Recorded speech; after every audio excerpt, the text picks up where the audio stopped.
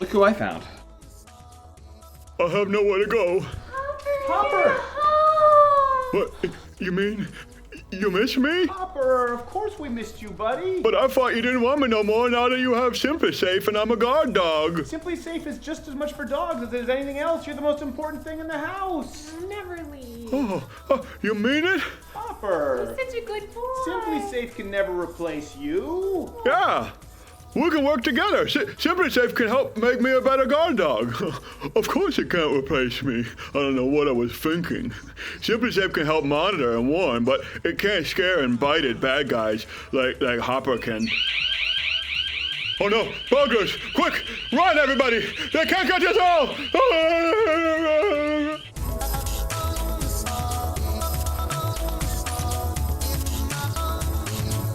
Last week for the promo, we do one live read per week. Usually it's for Mug Club unless we have an awesome sponsor. Last week, SimpliSafe.com/Crowder. SimpliSafe is the home security system. I think I told you I've had home security systems before, mostly because I moved into a house and they were already in there. They were wired, they sucked, and so I relied on Hopper. I put too much stress on his shoulders. So SimpliSafe has an entirely wireless system. You can hook it up. It's awesome. I think it won CNET and Tech Radar, won all kinds of awards. It's $15 a month, no contract. And if you order right now at SimpliSafe.com/Crowder, you still get 10% off. This is the last week of the promo, I believe, going into Christmas. So if you don't need a home security system, then okay, you don't need a home. Don't buy one. If you live in a place that is, if you live next to the Hope Diamond, you're probably fine. But if you do, or you've ever thought about getting a home security system, I will tell you, I'll vouch for this. And I'm not just doing the radio thing where people vouch for products that they never use. That's why we have so few sponsors. I use it. I like it. I have family and friends who use it and like it. It is the easiest home security system to install and the most reliable. But don't take my word for it, said LeVar Burton. Well, you don't need to take the word of a 6-year-old kid reading a pop-out book either. But SimpliSafe.com/Crowder, 10% off. This is the last week, $15 a month, no contract, no course. Just do it, or just, take your chances. Who knows who can get into your fortress? Join the club, don't be a wimp. Join the club, don't be a wimp. Join the club, don't be a bitch. Join the club, don't be a wimp. Join the club, don't be a wimp. Join the club, don't be a wimp. Join the club, don't be a bitch. Join the club, don't be a wimp. You better join the Mud Club unless you want us to kill your children right now. How much do you really love your children? How much do you really love your children? Join the club, don't kill your kids. Join the club, we'll kill your kids. Join the club, don't kill your kids. Join the club, we'll kill your kids.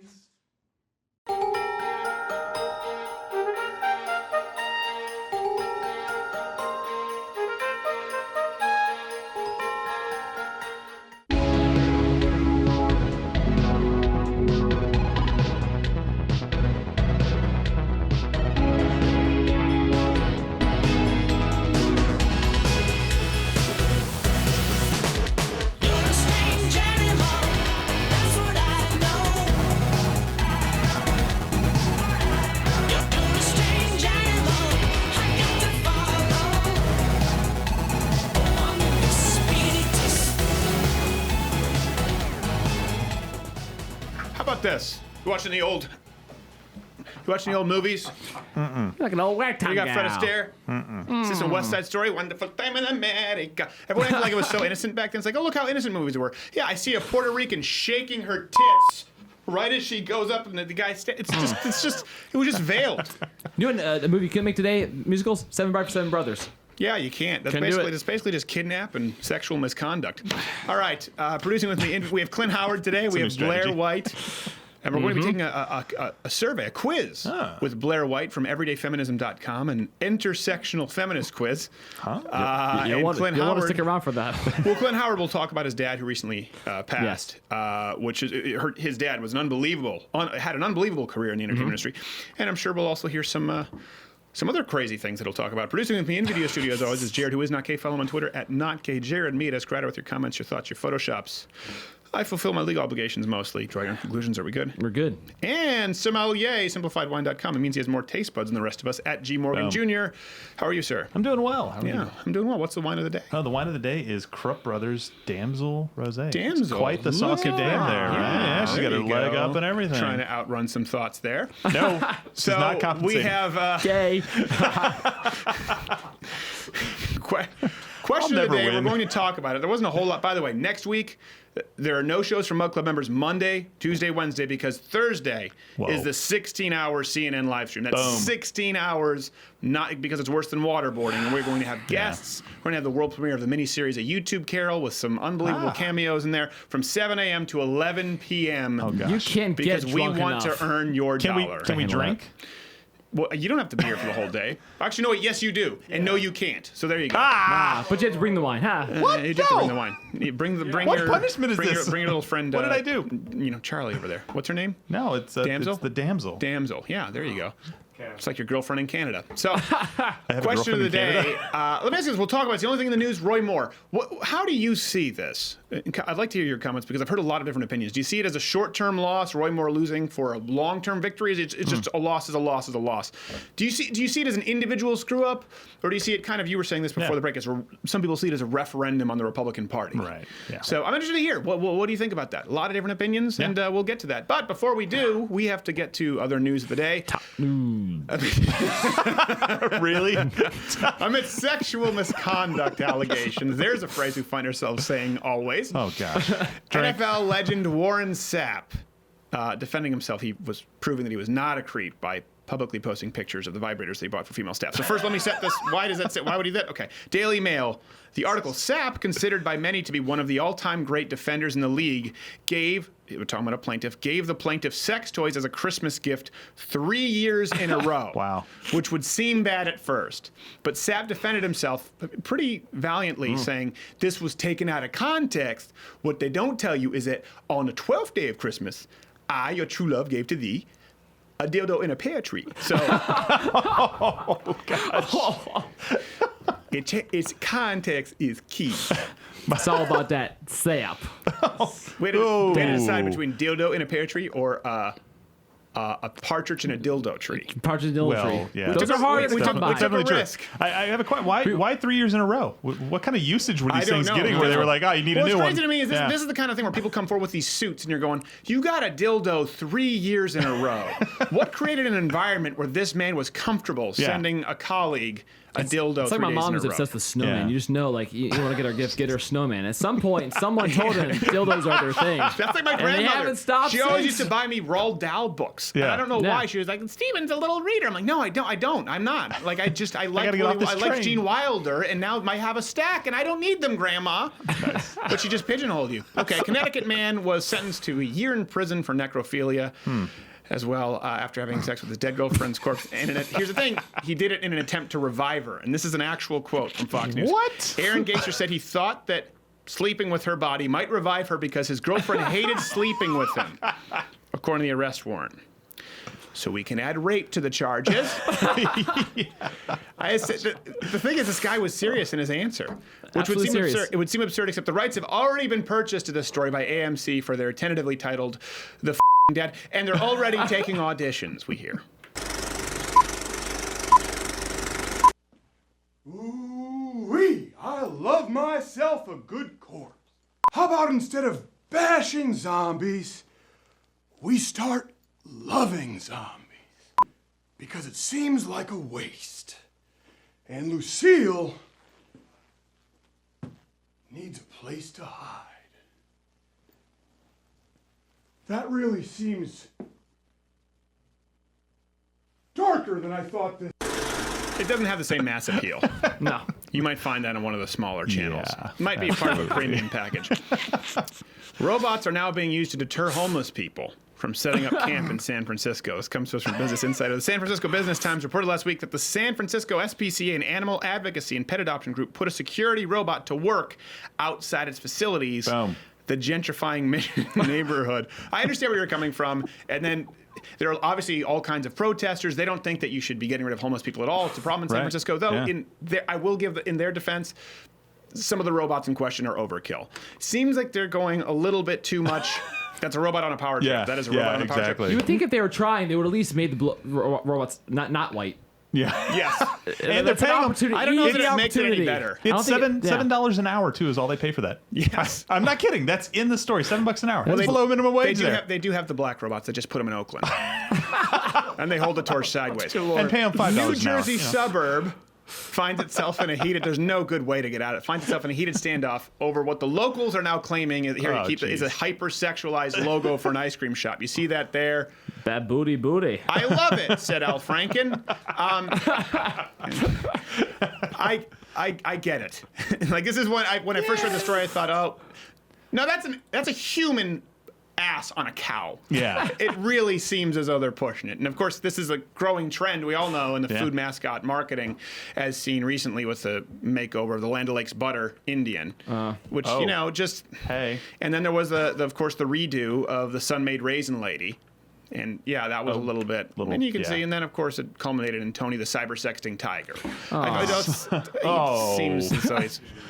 And it was unrelated, obviously, to the hypersexualization, but there are racial tensions in the country, and people were obviously upset about Aunt talking about pancake mix. It was ill-received, ill-advised, and ill-received. Oh my gosh. We're gonna get It's letters just a bad this week. logo, Next week is a big week, 16-hour live stream. Yeah, save it.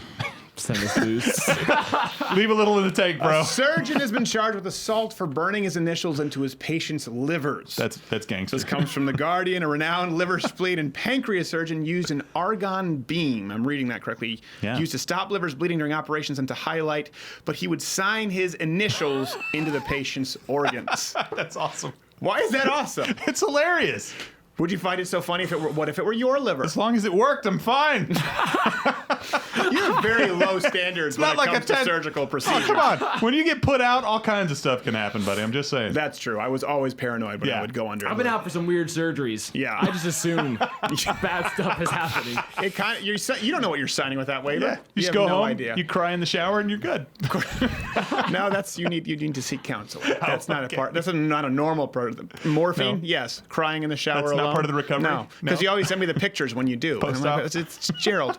Please find somebody to hold. Of course, the surgeon, by the way, is no stranger to controversy, given that 4 livers just came forward last year alleging that he forced them to watch him masturbate in the surgery prep room. Oh. So it seems as though this is, Well, to go back to the question of the day, we'll talk about up next, Blaire White.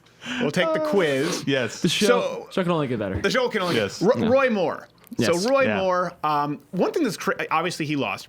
Yes. And I mentioned people's opinions on it, but there have been a lot of, before we get to the opinions, there were a lot of memes going around. Nake Jared was the one who showed this to me. Yeah. Funny, the memes, we couldn't find the source, and we found out, I think it was CNN, but memes declaring that black women made more lose. This is something you see everywhere right now. Okay. And immediately when I watched, I go, well, of course that's untrue. And it's one of those things we weren't going to talk about until we realized that most people, if you're not paying attention, they don't know that, of course, that's untrue. Black turnout was up about 10%. Okay? 5% less voted for more than for Trump. So just it wouldn't have even been close to change the election. By the way, black voter turnout is not very good. No, it really is. No, but that's Republicans' fault because we don't want them there, right? Yeah, that's what they always say. Well, I was surprised. I think it was like 96. What was it? He got 6% of black men, which surprised me. I'm like, that's high. That's actually pretty high for Republicans. I think like Donald Trump was really high with something like 9% of black men. I don't have the numbers in front of me, but the voters who turned the election, just to correct the misinformation, they were Trump supporters who didn't vote for more. Yeah. Whether you like Trump or not, it's people who voted for Donald Trump and didn't vote for more. Almost half of the people who voted for President Trump stayed home. Wow. Turnout was down 45%. Wow. Yeah, 45% from the presidential election. There's a 9% drop in support from Trump to more. Okay? Tells you something, right? Well, it does tell you. Well, it tells you there's a limit to tribalism. Yeah.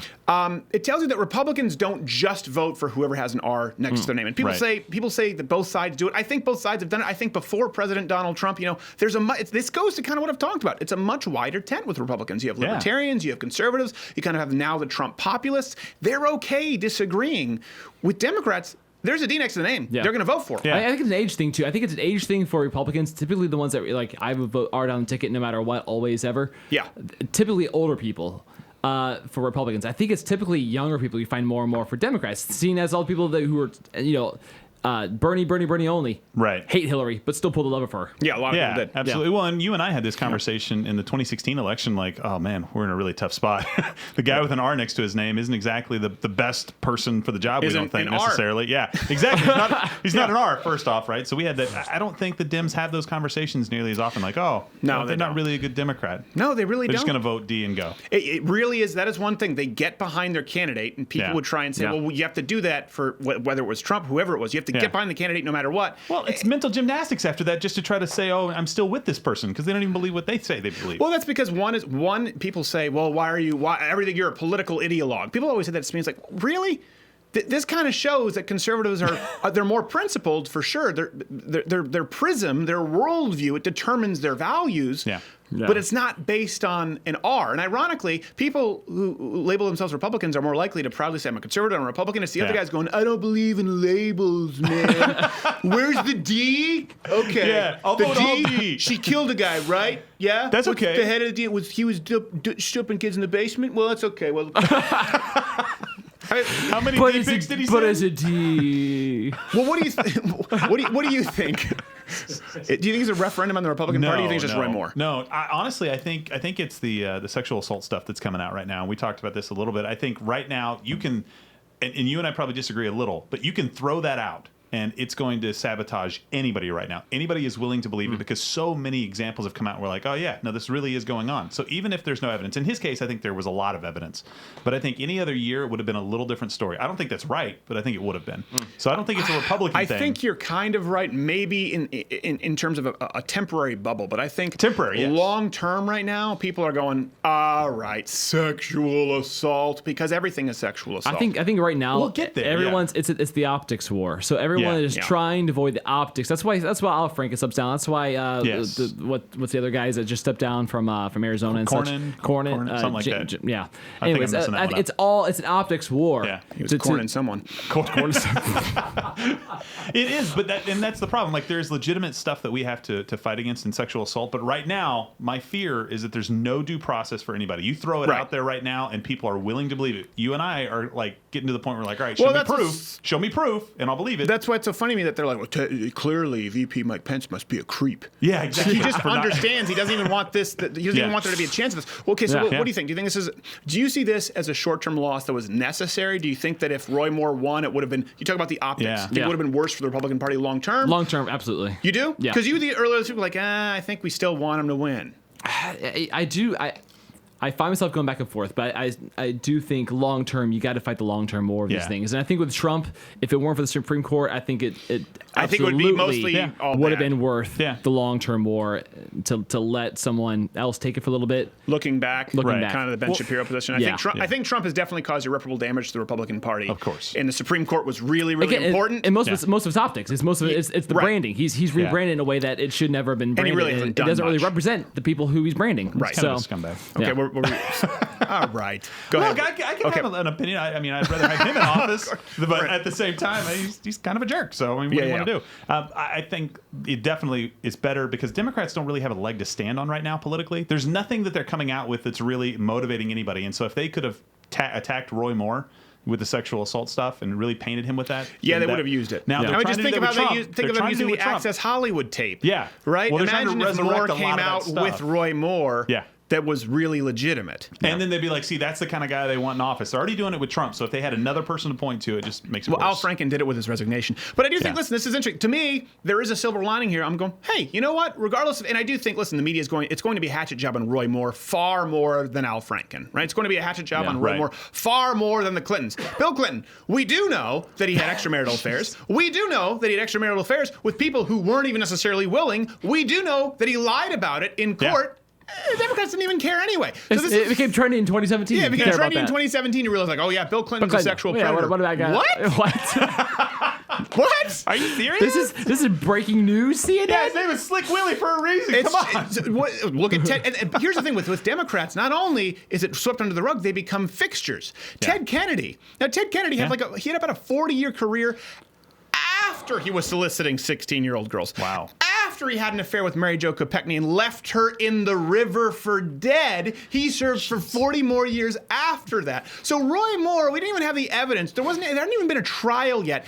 These were just allegations. Now it seems like there might have been some weight to it, and that was enough for 40% of Republicans who voted for Donald Trump to abandon the guy. Ted Kennedy killed abroad and solicited teenagers. He was the only one who Marilyn Monroe wasn't willing to blow. And he was there for 40 years. I think that's a good thing. I think it's a good thing that at least there are some standards, regardless of the Roy Moore situation. Long term, we have to go. We have to come back and take take this test with Blaire White after the break. Then Clint Howard. Damn it. Damn. I'm with you.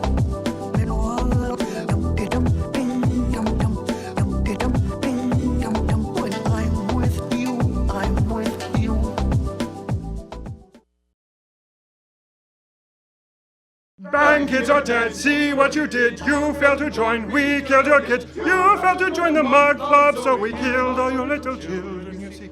Now you don't have any children, now you don't have any children. We killed your kids, we said we would. You didn't heed, we kept our word. You made us do it, we killed your kids. You killed your kids, technically.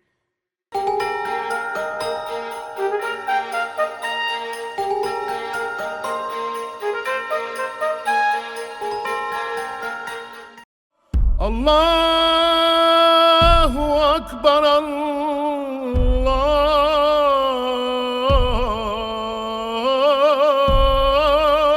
Assistant there said he enjoyed doing the show, so he's been coming back. I He's don't been think on he a does. lot. He always seems like he's one show of ours away from losing his career, so I think he gets the show. That tells me he knows. أشهد أن محمدا رسول الله. الله أكبر الله أكبر حي على الصلاة. What's going on, guys? Why with the music? Just watching Homeland. Louder with Crowder Studios is protected exclusively by Walther and Hopper.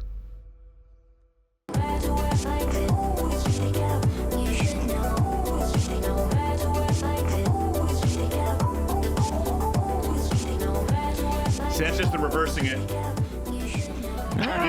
You ever watch old Jack Dempsey when you do this and then boom, throw the punch? No. I don't know how, but this would actually fool people. They'd be like, "What? What is he doing with Those were the Is it days. ours? Is it a lever? No I one have knows. no idea. Am I still in a boxing match and I lost? All right, next guest. We've had this wonderful guest on several times. You can follow her on the YouTubes not at, that's on the Twitter. YouTube.com/Blaire White X. There you go. X. The X is important. Generation X. I expect Triple H to come out here any second. How are you, Blaire? I am amazing. Thanks for having me again. Well, we're glad to have you on. So we let you know beforehand, so no one can say we sandbagged you. None of us want to do this, and we knew that you wouldn't want to do this. So we thought, let's all be unhappy together. Yeah, thanks for dragging me into this. Clint Howard after the break, by the way. This comes from everydayfeminism.com, and it's a quiz. We're all going to take 10 things every intersectional feminist should ask on a first date. Now, Blaire, before you roll your eyes, and I'm sure you already are. Yeah. Can you explain for people who don't know the term intersectional feminist? Okay, so intersectionality is basically, it's what feminists believe that like women in general and people experience oppression in like varying degrees. So it's basically like white people aren't good enough, the belief system. It's basically like, it's not enough to be a feminist and advocate for women. You have to focus on, black issues and how they trump women's issues. And then it goes into like disabled people. And then it goes into like, I don't know, Down syndrome babies. Wait, hold on a second. It's Special Olympics. Do you swear you haven't read this quiz yet? Yeah, I haven't read it yet. Because you just you just hit the quiz. You just hit all the bases. All right. Listen, it's everyday feminism. It's predictable as hell. So. Well, see, it's not for people out there. You need to understand this. No. We live in this world where we understand it. A lot of people go, what's intersectional feminism? I mean, they wear it as a badge of honor. I had no idea what it meant Yeah. Until just now? until just now. You just learned it from I a could- transgender on Skype. I could guess. That's the wonder of new media, sir. I could guess, but I wouldn't have been right. I don't know. Right. Okay, this is from Blaire. If you may open it so we can all go through this in real time. Here we go. Everydayfeminism.com. I have a hard copy here because we're gonna take write notes. our notes. We're ready. And Old school. people on the Twitter, you can tweet all of us and let us know you're going along with the quiz. You have yeah. at Not Gay Jared, at S Crowder, at G Morgan Jr. and Got at a Blaire Sharpie. White, or is it at Miss Blaire White. At Miss Blaire White. Yep. Yeah, MS Blaire White on Twitter. MS Blaire White. Okay. Oh God. Okay. The number one question. The top 10 questions that every intersectional feminist should ask on a first date. Let me preface this, okay? Before it's a date. right? So you would think these Right. questions should Yeah. center First date, by the way. first date. First date. First Yeah. date. So you would think that the questions would center around something like- relational. Or Yeah. like you Lord of the Rings guy, or Right. like a Harry Potter girl. Right. You have a penis? Yeah. I don't Right. know. It's a guessing Yeah. game. Who This knows? is the whole thing when it's everyday feminism. You don't know. The Have I been- ladies look like men, and It's not they're- even, it's not but even they're a roll all- of the dice there's- anymore. It's like a roll of the categories dice. All those. It's a roll against the cards against humanity. Yeah, exactly. Here we Okay. go. Number one question on a first date. Do you believe that Black Lives Matter? Oh my God. Is this a trick question? No, it says this is what they're at. Yes, wonderful. Let's start here. There are 3 categories that are non-negotiables: understanding race, class, and gender. Okay, number one question. I guess we have to answer this. I didn't plan this far ahead. Do you believe that Black Lives Matter? So Blaire, you get this on a first date with an intersectional feminist. How do you answer? Oh, that's not a loaded question at all. Obviously, No. Black Lives Matter, but you know they're never actually asking you, do you think Black Lives Matter? They're asking you what you think of the movement, which, Yeah, by the it's way, capitalized. I haven't Black even Lives heard from Matter. them, the movement, for a while. Yeah. Are they alive still? I don't know. I don't know. I think DeRay's doing a guy in the back of a cargo van. That's not comfortable. Okay, I would just answer because right away I want the date to get over with. I'm cheating right Right. now. It's kind of like when I get really bored at poker. Not Jared knows this. I just put down all my chips on a bad hand. I'm like, I'm out. I would just say, I believe all lives matter. Thank you. You get the check. Yeah, I think I would actually say no and then go with the I think all lives matter just to push it one step further. No, I don't actually. I think all lives matter. Not Jared. I'm gonna say, what shade of black are we talking about? Because Is this a there's mob? some I'm not as comfortable They're with. all shades. It's technically not a Hollister, color. black. I can go with that. This is one of the benefits of being Abercrombie partially colorblind. All right, so It's all pretty the much same. all of us are going to hell according to the first. So there, let me just write that little note there. Yeah. Okay, number 2 on a first date. This is of course Blaire as our guest. Blaire gets to answer first. What are your thoughts on gender and sexual orientation? Let me preface this that says the gender binary is a tiny box, and I wish it didn't exist. I wouldn't want to be with anyone who is queer phobic. One of the many important elements in dismantling patriarchy is to abolish gender roles. Okay, anyway. So this is all interesting, but what are your thoughts on gender and sexual orientation on a first date? First off, would you ask this on a first date? No, sounds like the worst date ever. It says ignoring trans misogyny noir. What is misogyny noir? Oh, Wait, where does it say this? down towards the end. Last Oh, one. Yeah, it says Well, I know what misogyny is. Are they trying to say? It's a new Tim Burton genre. Massage what? Does it mean like misogyny against black trans? I don't know. Maybe, yeah, because noir. You don't know this? You don't know this, Blaire? no. I've seen it before, but I never know what it is. I thought we got ourselves an expert. Blaire, what chance does a straight been lied cis to. male have to None. know? None. You're a consultant. There is no chance. There is no chance. Okay. Clearly. All right. So I think that's the whole point of this. yeah. No, it's not a question we'd ask. Okay. That's number 2. So number 3, first date. How do you work to dismantle sexism and misogyny in your life, Blaire? I don't know. I decide every restaurant with my boyfriend, I guess. That always seems to be my thing. There But you go. Okay. I don't. This is like the worst. It is. That's the whole purpose of it. It's crucial for cishet men to learn to decenter their male privilege. Yes. Decenter. Yeah. D-center. Okay, Gerald. Let's say you get asked this. How do you dismantle sexism and misogyny in your life? I don't dismantle anything. But if somebody's being sexist, I call them out on it. If they're being misogynistic, I call them out on it. I'm a man. And This is what we do. you think that's all you have to do? Yes. That's an example of misogyny. I think that's Internalized exactly misogyny. That you don't think all you're I have to required to do. do more. Jared? Calling somebody out's enough. I don't work at all. I've already hired a female assistant to bring me lunch. Okay. Sandwiches. All right. Only. Number 4, first date again. What are your thoughts on sex work? Yes, please. What? Oh, My thoughts is it's probably cool to not be a hooker and not get herpes. That's probably cooler. Let me direct quote. Cool to not be a hooker. Hooker. 2 O's. Yeah. Got it. Let me see what it is. They say you may scratch your head at this one, but much like racism and misogynoir. Can someone bring up misogynoir? I'm on it. Okay. Google it, I'm on yeah. it right now. Being pro-sex worker is a necessary pillar of dismantling the patriarchy. Okay, here's something I don't understand. Being pro-sex worker, it's the oldest profession in existence Yes. because of patriarchy. Like, Yes. Yeah. I mean, how is this pulling one over? Like, wait, what? You support sex workers? Oh, no. Okay. How do they think this works? According to Wikipedia, Yeah. so this is authoritative. Misogynoir is misogyny directed towards black women, where race and gender both play roles in bias. It was coined by queer black feminist Moya Bailey, who created the term to address misogyny directed toward black women in American visual popular culture. Blah blah blah. Yep. So But that doesn't. You know what, I don't feel Blair? like You I'm were any right closer. to ask because it's in the question. What are your thoughts on gender and sexual? It has nothing to do with race. So this writer just threw Right. it in to be like, Yeah. look at the word I know, misogynoir. That's the intersectional thing, though. They always have to bring up black people as well. It can't ever just be about gender. Yeah. Yeah. Can't it just be misogynistic in general? Like, why does it have to be specific to a race? Isn't that racist? Yeah. What is it? We passed the mic. I'm sorry, people. This is really, we're all This reading is- this for the first time. It says, I mean, screwing the me up. kind of pro-hoaxism where you understand the labor of sex workers of color, especially trans women of color who engage in sex work.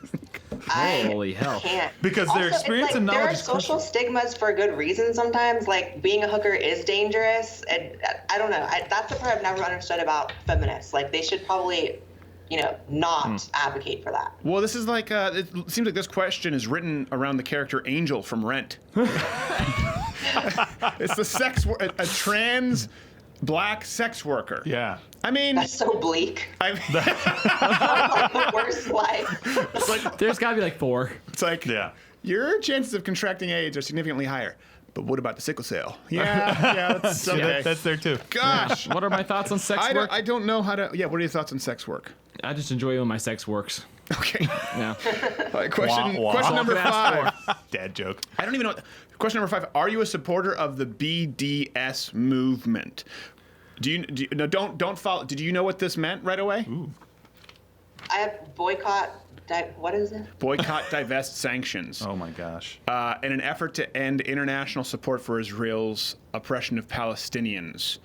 So this is question number 5 on the first day. By the way, at no point, Oh my even gosh. like for someone obnoxious, has been like, "Are you gluten free?" Like, Yeah. I would take that. Right. Yeah. Yeah. I mean, I'd still feed The them gluten. bleakest date. This is just. I mean, how does this, Blair?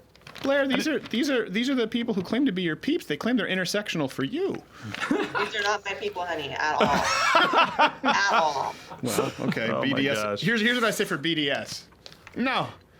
I think when one side has eradicate all Jews in their official charter, Yeah. they're the bad guys. The other guys get what they want. That's it. I support the guys who don't have eradicate all Jews. Yeah. That's- Don't push me into the sea. There you go. Call me reductive. That's right. I Jared. thought it said BDSM at first. Yeah, that's what I thought was too. Which would actually be more appropriate Right. in a first date. At least then it's like about you and what you're into. Exactly. Like, are you into BDSM? If it's Dick Morris, the foot fetish, Al Gore, gonna be some. Okay, what are you into? But BDS, you actually might be more likely to get the wrong answer. Someone who thought you said BDSM. Right.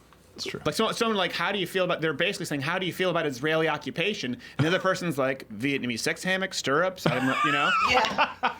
You seem well versed in this, Stephen. Continue. I've listened to Rihanna. Oh, Yeah. there you go. I know him. Okay, number So. 6. Let's go as though these are interesting questions. Number 6. This is where it really gets, I swear to you. What is your understanding of settler colonialism and indigenous rights? Holy Blair, this hell. is an issue close to your heart as a trans woman. This is something I constantly ponder, yes. No, I'd be running. I'd be absolutely running. What does this say? It's committed genocide, how Europeans committed Yeah. genocide. Okay, this is what this is about. How better understand how settler colonial. Well, you know what? Also, Europeans they want to talk genocide, committed some. Yeah, Little bit. but you know what else Europeans kind of paved the way for? The ability to write stupid tests on blogs like Everyday Feminism. I thought everyday feminism weren't they supposed to disappear a year ago? Like they lost all their money or something? How are they still here? Inflation made it Gawker? so. I don't know. I thought they were shutting down. I think that about the Young Turks, and then all of a sudden, some terrorist organization swoops in and gives them another 20 Yeah. mil. Right. Al Jazeera, next thing that's coming from Qatar. Jazeera. Clock Boy's parents fell into some money. Here, Jake. Here you go. Yeah. Try to be reasonable. Here's one thing. If I'm answering honestly, we've talked about this.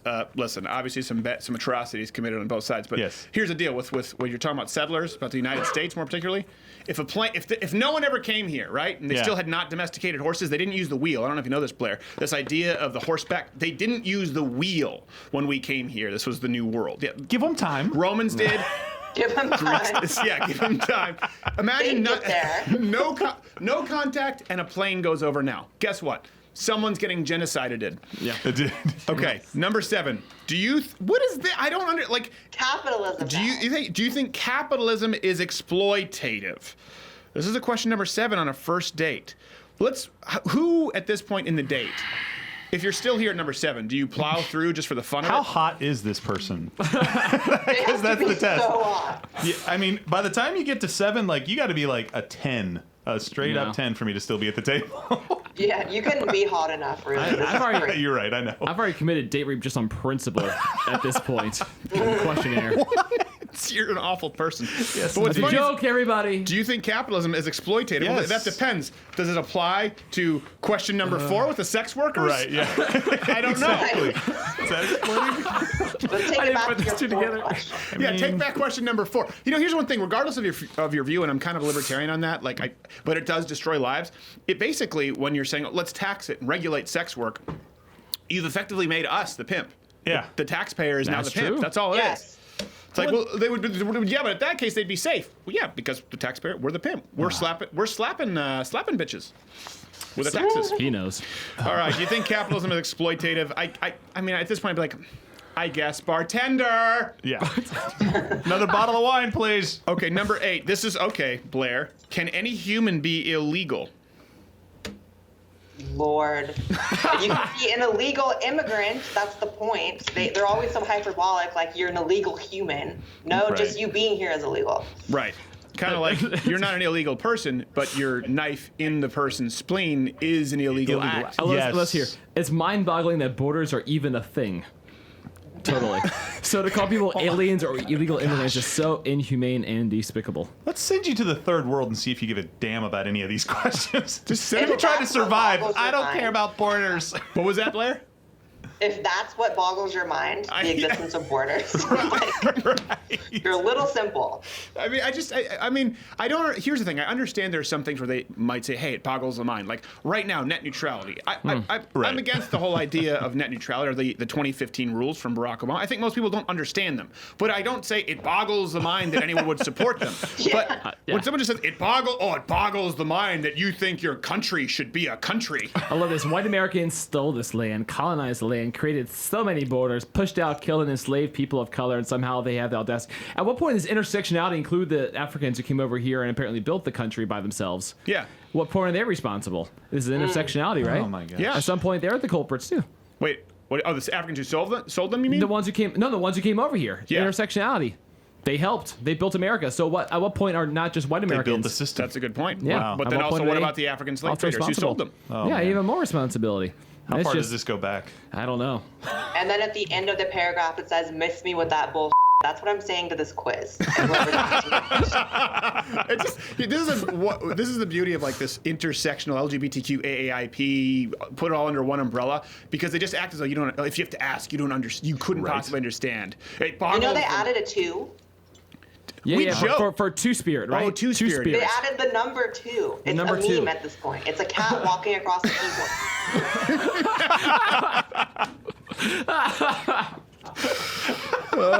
Okay, all right. Question number 9. Do you support Muslim Americans and non-Muslim people from Islamic countries? What does that mean? Yeah, Do you no support kidding. That's so broad. Oh, let's read. straight from the Like, lips of support abroad? them in what way? Okay, I'm sorry, let I me- just read the second paragraph. I can't think of any religion, any other religion, which has been vilified and lied about more than Islam in a cultural and Christianity! systemic way. I'm not a Muslim, so I will stay in my lane. But I cannot. Yeah, I'm staying in my lane. Right. But I cannot imagine for a second even claiming to be a feminist if I didn't stand in solidarity with my Muslim friends and family, especially now, especially after 9/11. Hold on, I love this. Don't waste your time and energy Yeah. on dating someone who thinks that Islam is inherently violent Ah! or misogynistic. Misogynistic. It's because I read the book and I followed what Muhammad said. Screw me for reading. What if I just showed up? What if a woman just showed? Let's say this is a man asking these questions. What if a woman showed up to the date and I don't know, just had like a pair of pliers on her neck, like Hellraiser or something? And you were like, well, why do you have pliers? Well, my dad makes me wear these. You'd be like, that's unbelievable. That's unbelievable. Yeah. We'll just change it with a is your hijab. dad Jigsaw? Yeah, No. no, my dad's Pinhead. No. I The just. irony is this person is so intersectional, but they actually don't support LGBT people in Muslim countries because they're sitting here denying that Islam is violent. That's actually really Right. like, Blaire, let me ask you this. How do you think you would fare in the great state of Palestine? There's no state of Palestine, by the way. I don't know, honey. I don't think I could be doing YouTube, that's for sure. No, I think you'd get one YouTube for no other video. reason, It would be no an aerial Wi-Fi. shot of you. Yeah. Yeah, The unfortunately. Wi-Fi Yeah, signals just go no lousy. Wi-Fi. They just be Yeah. throwing you. Okay, final question. This is why I said I asked you if you had read the quiz. Number 10, does your allyship, there's that word, include disabled folks? All right, Blaire. Let's see how tolerant you are. Allyship of what, though? This is all so, like, broad. Allyship of what? Like, yes, I support disabled people. I'm not an evil person. Here's how it starts off. As an able-bodied woman, again, I will stay in my lane, but... Then do it. She hasn't stayed in her lane at all. Blinkers on! This hoe is, like, swerving everywhere. She's Everywhere in the she looks, HOV she lane. goes. She has like she's like a person who puts the dummy head in the seat so she Yeah. can go in the HOV lane. No, I'm carpooling. Oh no, my Dolphin Negro. No, it's not. Can't say that. I just So you're saying women Black-faced can't drive? doll. pretty much That's is what I was saying. essentially Yes, what I was saying. I don't know what this. It says be mindful of those who mock disabled people. That kind of cruelty is inexcusable. I'm even going to go the other way. Sometimes it's excusable. Sometimes it's funny. Sometimes it's funny. It can be funny.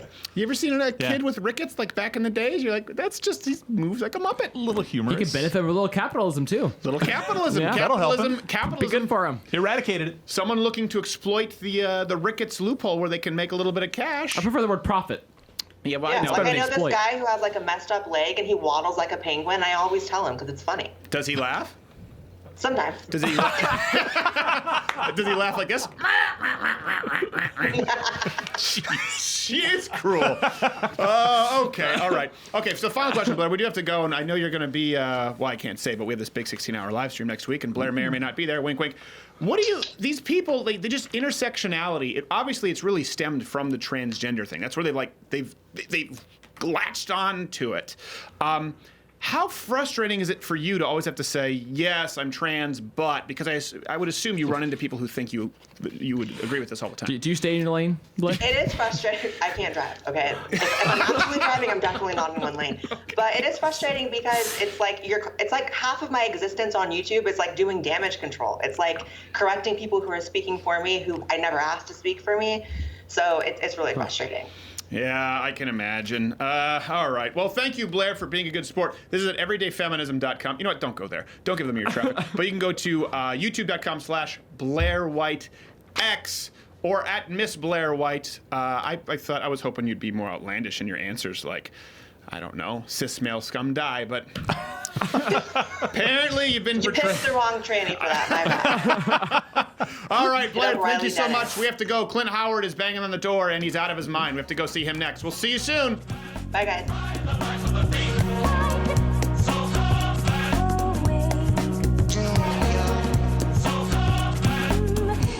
Hey guys, Merry Christmas. And I wanted to address the elephant in the room this year. There's a lot of people that eat way too much soy. They put soy in everything. But I don't want them to not have a Christmas or a Christmas song. So I did a remake of an old classic just for them. It's called the 12 Triggers of Christmas. And I'll do a shorter version. This can be a little long. On the first day of Christmas, something triggered me. A straight couple with a family. On the 12th day of Christmas, something triggered me. 12 Christians praying, 11 good cops copping, 10 Trumps a-tweeting, 9 men succeeding. 8 comics joking, 7 armed civilians, 6 Russians hacking, 5 whites with no guilt, 4 soyless lattes, 3 full-time moms, 2 total genders, and a straight couple with a family. Merry Christmas, everyone, even the soy boys. Orphanage ain't lit, but he ran away. Father was a guy to make a dead. Mill works. Gonna like mail here. Drink too much. You're better in person. Oh, there you Better go. in person? Yeah. I did this. This is a little for you. This was for you more than the audience. That's kind of a nipples move. That's the nipples move. Little Nicky. I grew up with that, Little Nicky.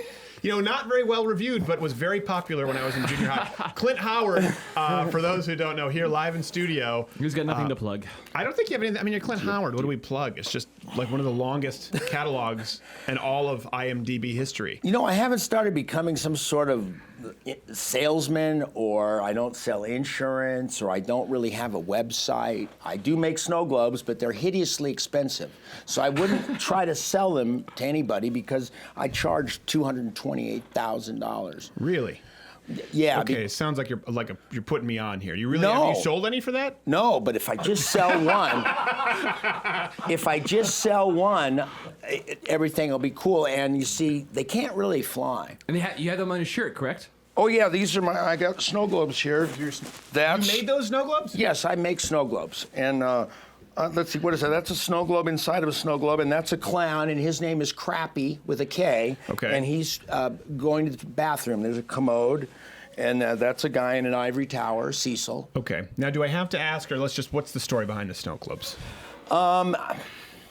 You know, I've always been kind of interested in keeping my hands busy and just being creative. And I used to sort of paint and do multimedia stuff two-dimensionally, and it just came up something to do. You know, I've had artificial hips, and I used to play a lot of golf, and without playing golf, I kind of needed something to do. So this was basically a garage project. How many snow globes do you have now, do you think you've made? Oh, I probably made 20-something. I haven't made one in a while, but I've given a few away. One, rest in peace. It broke? No, well, what happened is they become unglued. They were the Pittsburgh Steelers. They were celebrating their championship, and they just came unglued from the base.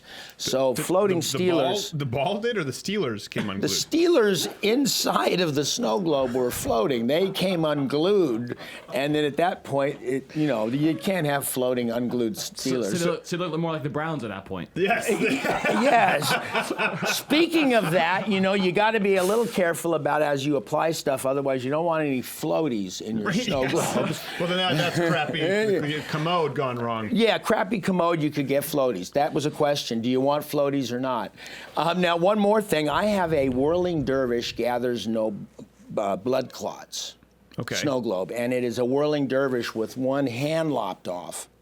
And it was an accident. It was a dusting accident. I had the whirling dervish. He used to have two hands. Okay. But the hand got knocked off. I've done horror movies. I bloodied it. I put it in a snow globe, and he's like spinning around, bleeding to death because a whirling dervish gathers no blood clots. We're not going to see that in the Christmas tree store anytime soon, I don't think. No, but it's a prized possession of mine. I can imagine. If we had $208,000, we'd ask you to make one for the Louder with Crowder and put it, but I don't think drive it to. That's one reason why it's so expensive is because I can't fly it. I physically would drive it to you. So it's free vacations at that point. Basically, I would paying Uber. For vacation time. I would Uber to your. If you bought a snow globe, I would kiss your. We don't have that kind of disposable cash, but that is fascinating. I sell some more of these. Yeah, sell some more of the gloves. And that's all of a sudden hand etched doesn't seem that impressive. And we'll close with the plug for Mud Club. And we're done. There we go. We got a plug for Mud Club. Wow, you've done so much. I mean, I know we want you tell us what you wanted to talk about here today, but I know obviously your dad recently passed. Yeah, Rance Howard. Rance Howard. I got to work with him actually. I might have something to plug because I did a movie with him a couple of months ago. I guess it's now been 3 months since we worked, and it's called Appleseed. Okay. And it's a movie about a guy who spends 50 years in prison, and he gets out of prison, and he goes on this kind of odyssey, and he helps everybody that he sort of comes in contact with. And his journey is to his son's house. And I play the son, and I am like the only guy in the story that just isn't bowled over by this man because my memories of him are distorted because of the spit-stained, scratched-up plexiglass that I had to, grow up. And you worked on this with Rance Howard, with your dad. What did he do on that? He was number one on the call sheet. Wow. Yeah, no, Dad worked a lot. He was in a movie called Broken Memories towards the end. He played an Alzheimer's patient. He was in this Appleseed, and I got to work with him. And Robbie Benson is in the movie. Adrienne Barbeau, I believe, is in the movie. Well, tell the story. It's fascinating. Your dad, Rance Howard, goes from Oklahoma, right out there in the ranches of Oklahoma. How does that come about? Because that paved the way for you and your brother. Yes, both Ron and I have certainly talked about it in terms of, I don't think we have the intestinal fortitude to do what he did, or to break the chains and go from, to make a move from Oklahoma, to Hollywood, let alone, I mean, Ron being able to be a storyteller and a producer of major things, and people pay attention, and just even entertaining. Yeah. No, Dad's fortitude, I mean, he was a hick.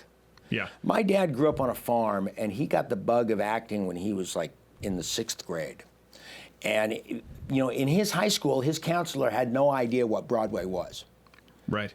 No idea. He suggested the University of Oklahoma, because they had a drama department. And Dad went to the drama department and realized they were teaching theory. They weren't teaching any practical how to make a living in show business. Right. So Dad, just as a 20-year-old, he went out from Oklahoma to New York, got a job as a usher in a movie theater, and he did have a break. I mean, some people don't get breaks. He got a job in the Broadway play Mr. Roberts. Well, some people don't get breaks, but obviously, like you said, that fortitude and that kind of a work ethic, it lends itself to being the kind of guy who's there when the break can occur. Well, also too, listen, doing an autopsy of his life. Yeah. I mean, he turned out to be a really, really good dude. Right. And he was selfless, and I mean, what he did for Ron and I to put our careers, and he didn't even really think of what we were doing as a career. It was just an opportunity, put some money in the bank. He never spent a nickel of our money.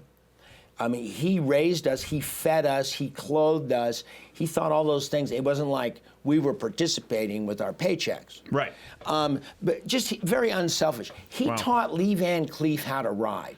Now, Lee Van Cleef had a lifetime of being probably Hollywood's greatest Western villain. And Lee Van Cleef was in New York City, about Dad's age, maybe a little older, and he had an audition for High Noon. And he had checked all the boxes of what he could do. Actors used to do that. Can you tap dance? Of course. Right, yeah. Can you ride a horse? Of course. Yeah. Well, Lee Van Cleef had an audition for High Noon, and it was going to be down at the Stables in Manhattan, in Central Park.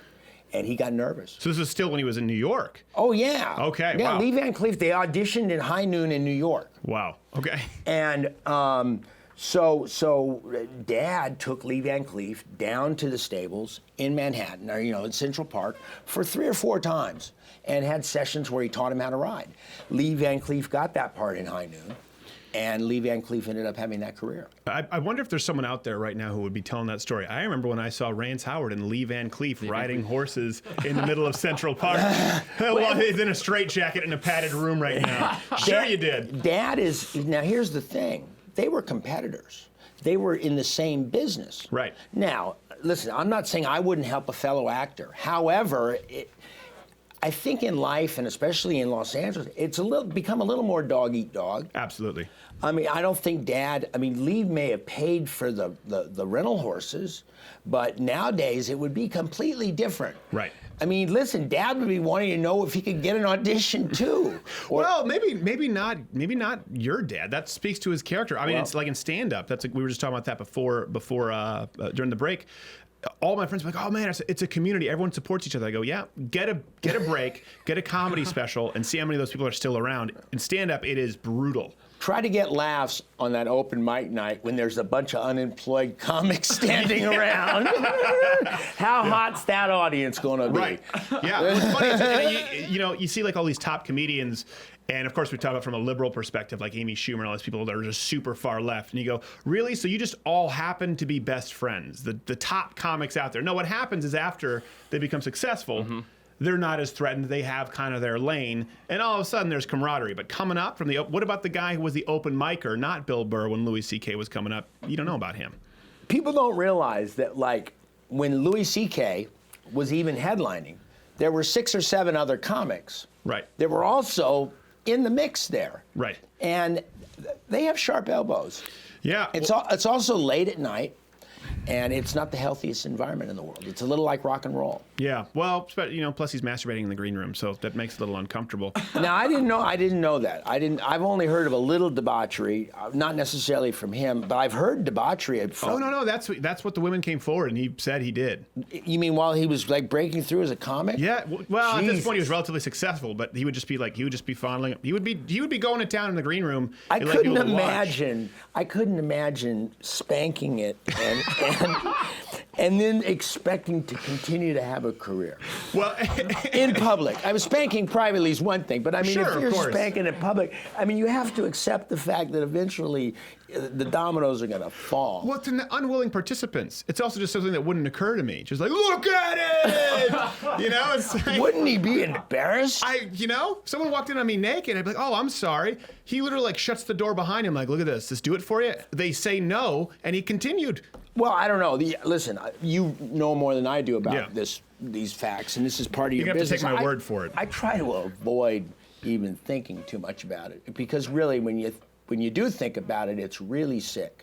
Well, it is sick. And you know what's funny? You've played, like we've talked about, you've done some out there roles, right? People, you're kind of known for that. Fiction. Yeah, fiction. But the reality in the entertainment industry, we've talked about this a lot when you deal with, they say, well, there's a rape culture. There's this idea of, people are so unhappy, and that's what you see in nearly every film. Well, the rape culture really only exists in a few places, and Hollywood is one of them. It's not out there in Oklahoma, the same effect. But is this something you kind of knew about as an open secret for a long time?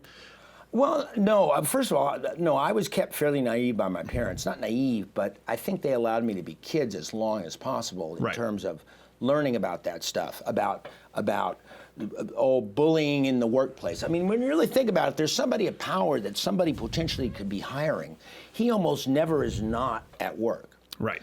And so if he makes a move on somebody, or even if that woman thinks he's making a move on her with the illusion that it might include employment, we have a serious litigation issue here. Right. So anyway, it's like, it can be a sticky wicket. There have always been alpha dogs. Yeah. There's always been alpha dogs in Right. in the But insurance were you business. You want surprised, a though? job, so. Are you angling for an insurance job? You've mentioned that a few times. Liberty Mutual, Clint Howard. Actually, insurance is kind of part of my game these days. Well, okay. Well, we'll get that in the lower third. But were you surprised, like with the Weinstein, and as the allegations just kind of started coming out? Was it something that surprised you? No, you mean that people do doggish things like what apparently Bill Cosby may have done? Yeah. Yeah, no, that didn't surprise We still have to say alleged, but I mean, we're Well, yeah, talking and about, I wasn't there, and I haven't seen evidence or anything. Right. But when I was in my early 20s, I heard that Mr. Cosby, I believe the term dog was used as a sort of not so affectionate nickname for him. Yeah. So it's not something that is just, now the fact that there may or may not have been like drugs kind of mixed in there to sort of help lubricate the situation, that's really sick. Right. But just even a middle-aged man out, kind of trolling, that's just something that's just not quite. Did you ever have copacetic anyone there. like take advantage, like try and take advantage No. of you? No, in a sense of even just like come on to you. I've had that with like gay wardrobe people grabbing my ass. I've talked about that before. Pretty common. I tell you what, I did recognize the first gay man that I worked with. And I mean, he was 14. I was 14 years old, and he didn't do anything. He was a wardrobe guy, and his name was Dyke. And he was a nice guy, and he never made a move. He never genitalia, nothing, no brush, nothing. Right. But he's a trainee now, I'm sure. Yeah. Now he switched genders. He switched genders. Well, I don't know, old Dyke. He was a good guy. Yeah. But old Dyke certainly spent too much time about urinating in the shower when you have cold water hitting you. Yeah. Well, it is an industry where, listen, you got to keep your head in a swivel. And we've had some people going like, listen, of course this doesn't surprise us. We know this has been going on for a long time. I think, obviously, like you said, you started working so young, too. You were somewhat shielded from it in the sense that you had great parents. Yes. And by the time you were old enough, they didn't have the same kind of leverage. Like, hey, Clint, if you want to work in this industry, come on over to the Weinstein bouncy house. Well, yeah, you see, I don't think it happens every time. Sure. And I don't think, listen, if somebody would have taken a liking to me, I think having good parents. I don't believe my parents ever put me in a position where I could have been manipulated. And That's a good way to put it. That's parents who do a good job in the industry. Yeah, we were children. I mean, if that happens now, I know actresses that were juveniles, and I don't want to get names, but I know that they, in their minds, or the reality is, there were older filmmakers that. With no argument, you could say they took advantage of them. Oh, absolutely. So, that's just wrong, but that's human nature. It's human nature, but you add the fame filter, and you know this. People treat you very, very differently. If you meet someone who doesn't know who Clint Howard is, by a stroke of luck. Well, okay. They treat you differently from someone who's at Comic-Con, right? It's just, there's a psychology with it. It's an entirely different relationship right off the bat. Predators have power. And when a predator is a powerful person, and a predator being somebody that, you know, comes on. Right. A predator, when powerful, the victim will fear. Sure. Career, when they're an ingenue. Hey, listen, there's no denying that, oh, he touched me. I'm sexually harassed. Right, yeah. I mean, listen, you don't think that getting publicity at the advantage of some... And that shortchanges the actual victims when you just have someone saying like, oh, you know, you could have accused our makeup artist of sexually harassing you because they had to get all up in there when just yesterday. I've got one. I'll tell you in a couple of years before I get sued. But I've got a good one about makeup, and a green makeup, and slow erotic dancing. Oh, you told us. Yeah. We can't say it on air though. No. Okay, but on the flip side, kind of a little take that in a softer approach, and we do have to get going. Softer green. But a softer, not sexual harassment, but that kind of position of power. You talked about this in the industry with Trump and the conservative issue this last election. That happens as well as, well, listen, we're lording the power over you. If you don't think the right way, you're not allowed at the cool kids club. Again, you're beyond it because you have such a catalog of work, but you think I'm beyond it. So you've experienced that still? Well, experienced it. It's a factor. Yeah. It's just, you know. Now listen, I would not go over to any executive's house knowing that there was going to be, you know, debauchery and sodomy or whatever. Whatever. I just would choose not to. I think that's under the general debauchery umbrella. But there are kids, there are young actors or actresses that would gamble. Right. And even if, you know, here's a chance for me to make it in my career. Right. It won't be so bad. I don't mean literally getting stooped, but being in an uncomfortable situation, they take a gamble. I know that, of course, and I'm saying you think it goes even a step further. So if they're willing to take that kind of a gamble, if they're anything even remotely right of far left, you keep your mouth shut if you want to work. If you're a young kid. Oh yeah, you mean like if some pervert took a pass at you? No, I'm talking about politics now. The Trump factor. I'm saying we go way far. We have sexual harassment lording power. But I remember people inviting me to an Obama fundraiser. I'll say it now. It was 3 arts.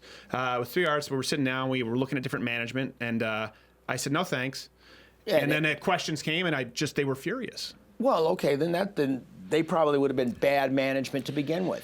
Right, but listen, and you know what? I did not call Barry until his presidency was over. I have a respect for, you know, the office, and he was Obama, but you know, I did a snow globe about Barry. Yeah. And he's got kind of a bruised chin. And it's just not that it's a huge political statement. It might be some jelly or it might be a bruising. But there's no crappy commode in there with him, right? But he's a bobblehead dog. Is he But it wasn't until after he was president, or after he stopped being president. Well, yeah, I mean, I think it's no secret that obviously you're one of the more outspoken sort of conservatives in Hollywood, because at this point you are who you are. You and Gary. The cloth's cut. Yeah. For young people, I would say, and my dad always said this, keep the politics. Your job is not politics. Your job is to entertain. Right. You know, and so for somebody starting out, regardless of right or wrong, conviction is one thing, and religious conviction, spiritual conviction is one thing, but you'd be doing yourself a favor in the business. Yeah. If you kept your mouth shut. Yes, exactly. Unless you're in a green room with Louis C.K. and you want to move up the stand-up ladder, then wide open. We have double stick tape. That goes back to the green paint story. Avoid Top stick is the quality. All right, we'll be back. Clint Howard, thank you so much for being here, sir. It's been a pleasure. My hands are cold. And seriously, you're dancing with that. You're good. I'm good. Well, we'll do it on the way out.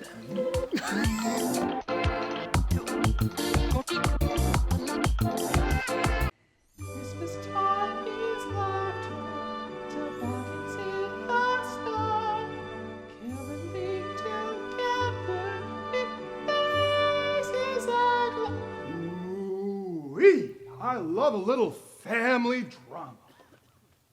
I mean, your brother really embarrassed you. And he didn't do shit. Well, don't stop on my account. Did you finish the song? You gonna finish the song? Or you Let's stay with you. Finish the song for me. I love a little Christmas cheer. Finish the song. Christmas tree, my Christmas tree. I love.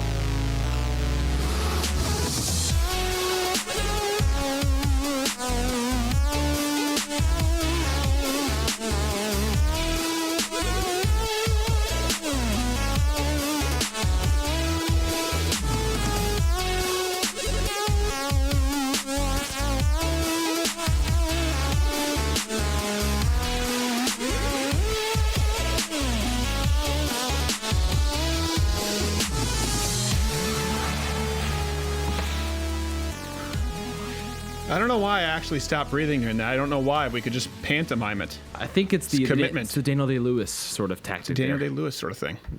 Because he went on a ride along, so he knows what it's like to be a cop. He knows all about it. Gosh, the method actors. And like I get into character when we do things. It's really because I understand needing to get into something, not breaking, getting it in your mind. But people who act like I've never, I know what it's like to be a Mohican. Really? I'll wear sandals Yeah, once. I went down to their gift shop, and I spoke with Twinto, and he told me what it was like. And then I had dinner with him at the chop house in the traditional Indian garb. Like it's just Levi's. So self-important. Which I appreciate. Clint Howard is a lot of fun. Clint Howard, a lot of fun. By the way, behind the scenes, also a lot of fun. He is a handful. Oh gosh, he's all over. He's exactly what you would expect. He's very. The thing is, he's really sharp. He's very smart. When he zones in. Yeah. But when he doesn't feel like it, when he just sort of relaxes, it's just like, and this, and it's like a ping pong ball. You're like, oh, hold on. It's like flubber. Naked in my bathtub. You're like, yeah. He sent your dad so many pictures of him in a hot tub. It was like it was a documentary of his travels, and photos that would have made Ron Jeremy blush. Yeah. Like. It was weird. But it wasn't at all in a sexual really thing. It's weird. like, oh, this is No, Clint. this is just Clint. This is just Clint. Speaking of which, next week, all of your Crowder favorites, we'll bring up the card here when we talk about our going to be on the live stream. 16-hour CNN live stream and the series premiere of a YouTube Carol. Yes. The story of Ebenezer YouTube redemption, YouTube Christmas past, Will present, he get it future, right? where they're going. Will he get it right knows? with his covetous, sinful, censoring ways? Sinful bag. We'll see. We will see. We probably won't. It's funny. We were just talking about this kind of with Clint. He was just mentioning, and you were talking about this, how his parents shielded him from kind of the filth Yeah, I of thought that was Hollywood. very interesting. I thought that was very cool. Well, you don't hear that very often. You don't hear it very often. You hear because it's a so lot of kids uncool. who were just royally screwed in Hollywood. Oh yeah, now we turn a blind eye to it when it's Chaz. What's Chaz? Not Jennings? Chaz. Jazz. I am Jazz. I am Jazz. Chaz is a tranny. Jazz is a tranny. The Az tranny gang. The Z's, Chaz, I think Jazz. they really like the Z's. They really like it has the a little Z's. pizzazz. Well, the Z. They also want to use Z pronouns. Maybe there's a tie in there. I have no idea. I never even thought of this before. We're blowing the lid wide open. I know. It's those Z chromosomes. Think about it. Now we just ignore it. We knew with Corey Haim and Corey Feldman, I Am Jazz is going to have sex change. It had a sex change operation. Now couldn't actually do it successfully because there wasn't enough material to make a fake vagina. It happens to the best of us. No one wants to talk about how this is exploiting a child. Yeah. It's because it's still not cool. Wasn't cool back then. It's not cool now. It was never cool for parents to shield. I guarantee you the kids on set were Clint and Ron were there. They probably thought, they thought they were weird. nerds. Yeah, they thought they were losers. Yeah, which is funny because it's coming full circle now where the people who are honest with themselves, I think, are waking up to see that. You tie that in with Mike Pence, who was mocked 8 months ago for all the comments about being loyal to his wife and not being caught one-on-one with a woman, where accusations could even be seriously taken seriously. Right. And mocked. Because sure, Clint Howard was mocked. Because it wasn't cool. It wasn't cool. But now you're like... Mike Pence, what a dork. Yeah, what a loser. Bet you no one comes out and accuses him of rape in a room because no one was there. Or what a super predator because he can't be around women. Right, exactly. It's just... But I think honest people are realizing that, people with some standards and some freaking values may have had it right. Well, you know what? And I think a lot of if you look at the alt-right and the sort of Trump thing, no one cares about your principles or your values. actually, turns out half of the people who you thought were your buddies do with Roy Moore. Roy Moore. Wasn't really cool with the Trump thing to say, you know what, this really isn't going to play well. So just so much winning. So who cares? No one cares. Turns out a lot of people care. Wasn't cool to say. I remember at that point I got so much flack. I said, listen, I think he's better than Hillary. Absolutely. But if he said that about my wife, I would kick his ass. Wasn't cool to say that. Well, guess what? No. 45% of people who showed up for Trump didn't show up for Roy Moore. Sometimes it's not cool. Sometimes the right thing is not cool. When I was on set, I remember DW on Arthur. It was a boy who did the voice of DW. I won't say which one, so that way he was just he just made fun of me. My wiener's confused. I was 12. And he was 13, and he was just smoking weed and just what a dork. Because my parents were really also pretty protective of me when I was on set as a kid. I was on set quite a bit, and it was not cool. It was not cool at all. Not cool for Mike Pence to do that. Not cool. This is another thing. People say, oh, man, you're an ideologue. I don't believe. You know what? I just take every issue individually. Of course you take every issue individually. That's how you become someone with principles. And then you find out which worldview lines up with your principles. No worldview lines up 100% with all of your principles. No political party does. Hell, not even any religion out there does. But when you take every issue individually, you say, okay, this is my list of non-negotiables, and it's not cool because we don't like labels, man. We'll vote D. Ted Kennedy? Yeah. Killed the chick? Doesn't matter. D for 40 years. You take your list and you line it up with who is closest to your list. In this case, put it this way. I've always said, I'll never vote for a Democrat. I'm not a registered Republican. I don't think I am. No, I don't think I was in the last state because of the primary laws. But still, I'm very open about it. Well, you're too much of an ideologue. Really? Well, what do you believe? Well, I don't know. I think it's okay. But then I think Roy Moore's kind of a dick. And, I support the net neutrality. And I think the death tax is a good idea. But I don't, because who needs more than 11 million? Oh, yeah, you're really taking issues individually. Really? You're thinking of this world through the lens critically, Plato. It amazes me. Here's one thing. It's not cool at all to have a worldview. It's not cool to be an ideologue when everyone who's ever been successful, ever, has had an ideology, whether it's sports, whether it's politics, whether it's philosophy, whether it's the realm of intelligentsia, even if it's a philosophy, some kind of worldview to your work approach. Here's one thing I find really interesting, and I hear this more and more. We heard it the other day from somebody. I won't name who it was, but it was someone who identified as a liberal, but they said, but don't worry, I'm an open-minded liberal. I think at one point in time that used to be assumed of liberals that, hey, they were the open-minded ones and conservatives were the dogmatic, ideological ones who were in lockstep all the time. But I think now it's more assumed more often that if you label yourself a conservative, it's assumed you're more open-minded than a liberal. Well, you know why? I don't hear conservatives saying, I'm conservative, but I'm open-minded. You know why they say that? I don't hear that. I'm liberal, but I'm open-minded. You know why I say that? Because it was for the longest time, it was really uncool to be conservative. Yeah. Right? So if you just say, oh, I'm open-minded, people go, oh, okay, so you're libertarian. You're one of the cool ones, You're conservative. No, I'm a liberal. I'm liberal, but I'm open-minded. I'm not a freak because show. They don't want to be one of the uncool kids. That's why I hated the term libertarian. I said I'm a libertarian conservative to describe my views. I certainly would be much more libertarian than many people out there who claim to be libertarian. But Bill Maher, Greg Gutfeld, and Glenn Beck all claim to be libertarian, so it doesn't mean anything anymore. Let's say I'm more libertarian in my views of limited government, but I'm a conservative. I would go out of my way to say that because I knew it was trying to shuck the uncool label of conservative. That's uncool.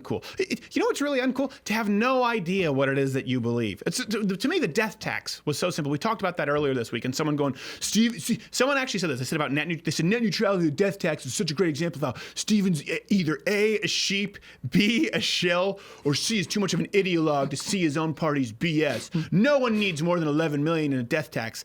Okay, hold on a second. First off, the big death tax has paid me off. I mean, who pays you off for the death tax? Who would be the adversary to the death tax aside from people who want to pass on their financial legacy to their children? But here's something it's really simple. And this can only be a response when you have a worldview. I'll say, well, how do you prepare for the change of my mind? You know what? It's simple when you're okay with the fact that you have an ideology. My ideology means that all men are created equal. They're free. The government doesn't have the right to tell you what you can or can't do in your own home, what you can say. It doesn't have the right to tell you if you can or can't defend yourself. Doesn't have the right to take your stuff. Doesn't have the right to take more than half your stuff after it's already taxed you for half your stuff. But this person said, who needs $11 million? Especially when those lazy kids haven't earned it. Big death tax. It's just Grim Reaper in a suit. But think of this for a second. Especially with the kids haven't earned, Republicans, but you always about earned. The kids didn't earn it. Neither did you. It couldn't be. You wouldn't be able to understand this.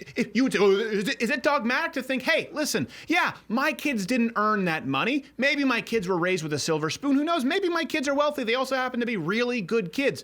But they didn't earn it. Neither did you, Mr. Wants to take 65 or 68%, depending if it's Barack Obama or Hillary Clinton. So this comes down to your ideology. It comes down to a really uncool being an ideologue. Who deserves it more? My children or Debbie Wasserman Schultz?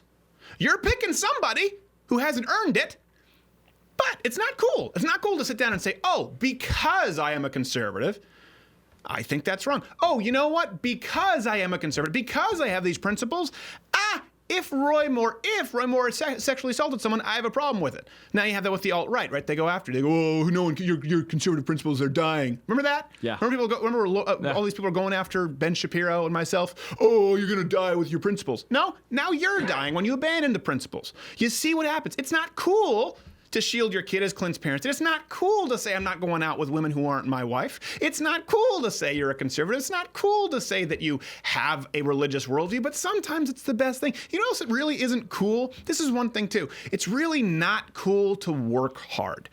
Think about that. The whole idea of cool is being nonchalant. In any sport, right? You'd have these kids who would want to end zone dance or throw the ball. I remember when I played sports as a kid, before they got good. When I was competing in Brazilian Jiu-Jitsu, you would have these kids come up with all of the gis and the new gear, and they would just walk up and try and be like, listen, man, it's about flowing, about being relaxed, and they would get smoked. From the uncool kid who spent 20 hours a week drilling one move. It's not cool. It doesn't look awesome. It's not the slam dunk, stick your tongue out at the camera, but you're a Clydesdale. You're putting the work in. Usually the uncool thing is the right thing. As a matter of fact, almost always, and it's not just to be contrarian, almost always if something is labeled cool, it's wrong. I mean, from torn Levi's to MC Hammer to stupid your girlfriend to Cher. Yeah. To being gender non-binary, LGBTQ, AAIP, and a number 2. We're going to look back on this trend and say, remember when that was cool? Man, we were really dumb. So don't give a rat's ass about cool. Stop thinking about cool. We're looking at all these stories through the prism of cool, and that's what's so ironic is you're an ideologue. Really? Your ideology is trying to be cool. And then you say, keep it real, bruh. Really? Keep it real, bruh, as long as it's within this context of cool. Well, I'm keeping it real. I'm keeping it real. I don't go out to dinner with someone alone who's not my wife. Loser? Yeah, you know what? I'll take loser. I'll take uncool loser over a lifetime of being a loser. But hey, you're one cool losing bastard. See you next week. That is December 21st, Thursday, 16-hour live stream, CNN. That's torturous. Worse than waterboarding. That's why we're doing it. It only takes